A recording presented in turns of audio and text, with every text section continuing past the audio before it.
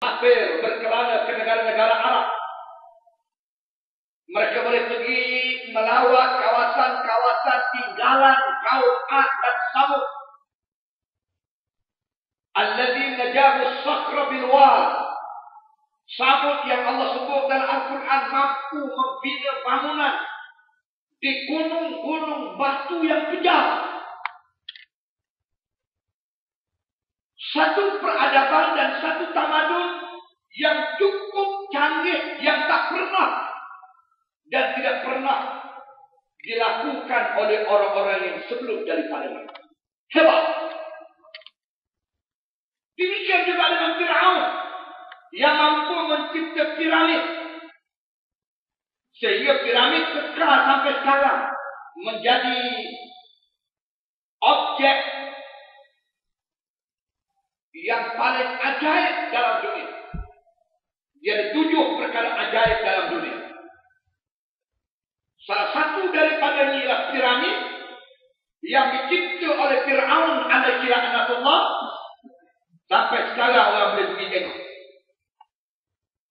Hebatnya tamadun, hebatnya teknologi dan hebatnya pembangunan material yang dicipta oleh umat yang terdahulu. Tetapi apabila mereka derhaka kepada Allah, apabila mereka menentang agama yang dibawa oleh nabi-nabi yang diutuskan oleh Allah kepada mereka, Allah hancurkan tamadun mereka, Allah hancurkan umat mereka, sehingga mereka hancur tidak meninggalkan bangsa sampai hari ini. Apa artinya piramid sekarang? Sekadar boleh kita lihat bagaimana hebatnya pembinaan. Tetapi dia tidak memberi arti kepada tamadun manusia yang ditinggalkan oleh Fir'aun. Allah telah hancurkan tamadun ini. Tidak meninggalkan bangsa. Tak ada orang yang berani membuat susu gaduh bakanya sampai ke Fir'aun. Dan tak ada orang pun berani bubuh nama anak dia Fir'aun. Bukan di Malaysia, di seluruh dunia saya cek. Saya pergi ke England, saya pergi ke Morocco, saya pergi ke Arab Saudi, saya pergi ke Turki, saya pergi ke Iran, saya pergi ke mana saja tempat yang saya pergi, saya katanya, di negeri kamu pernah dengar tak ada orang nama Fir'aun? Ataupun nama dekat-dekat dengan Fir'aun. Fir'aun ke. Sampai hari ini tak ada orang berani bubuh nama anak dia Fir'aun. Kenapa? Kerana Fir'aun itu telah ittifaq manusia bahawa dia adalah nama seorang penjenayah, pencana, penjahat, penderhaka yang menentang agama Allah, yang Allah telah hancurkan tamadunnya dan disebut dalam Al-Quran Al-Karim.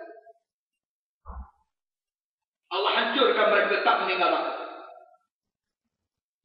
Cuba kita titih kita punya bakal susu galuh. Kita nak Fir'aun. Berapa buku kita dengan Fir'aun.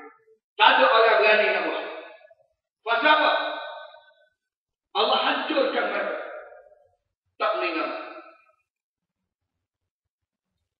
Demikianlah kalau tamadun yang kita cipta hari ini, pembangunan dan kemajuan yang kita bina pada hari ini, hanyalah sekadar terhenti di atas pembangunan material, kemajuan material yang gersang, yang kering daripada spiritual, pengambilan diri kepada Allah, tidak mustahil.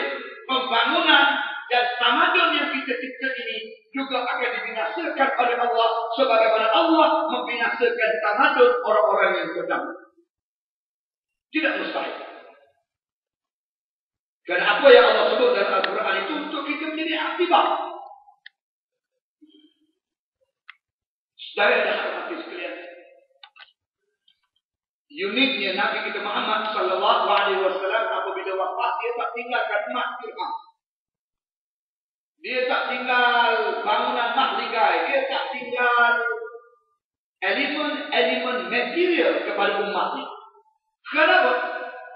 Kerana itu bukan persoalan untuk manusia melangsungkan kehidupan di atas muka bumi agar mendapat redha daripada Allah Subhanahu wa taala.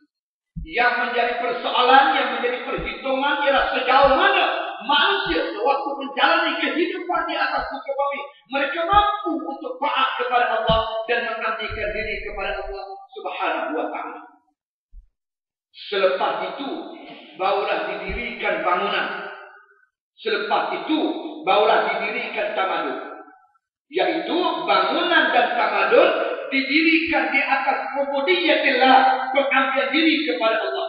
Bangunan dan tamadun didirikan di atas ketakwaan kita kepada Allah, keimanan kita kepada Allah. Barulah tamadun dan pembangunan itu mendapat redha daripada Allah. Kalau saudara tengok simbolik, Nabi sampai ke Madinah, menegakkan negara Islam di Madinah, Nabi buat bangunan yang pertama ialah masjid. Nabi tak buat pasar dulu. Nabi tak buat supermarket dulu. Nabi tak buat pejabat pentadbiran dulu. Nabi buat masjid. Ussisa ala taqwa, yang dibina di atas dasar takwa kepada Allah Subhanahu wa taala.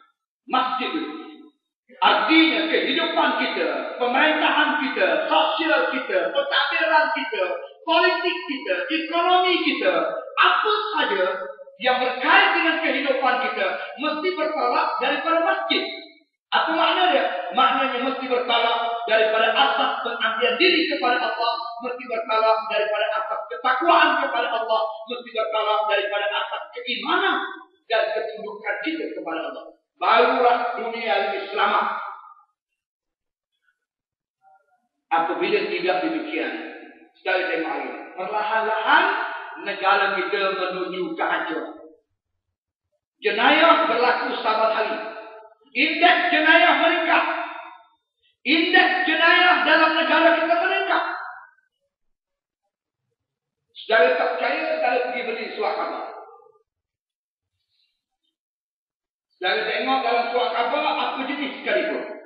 Utusan Malaysia, Berita Harian, Sinar Harian, Harian Metro. Saudara akan dapati dalam surat khabar tiap-tiap hari akan dilaporkan cerita jenayah. Tiap-tiap hari. Tidak ada satu hari pun akhbar itu dikeluarkan tanpa laporan jenayah di dalam akhbar tersebut. Maksudnya apa? Maksudnya jenayah begitu banyak dalam negara kita dan dia berlaku setiap hari, bahkan tiap-tiap hari, bukan satu, bukan dua, bukan tiga, bahkan terlalu banyak sehingga jenayah kini dihitung berapa kali satu minit, berapa kali satu saat. Bukan berapa kali satu bulan, bukan berapa kali satu hari. Punya banyaknya jenayah berlaku dalam negara kita.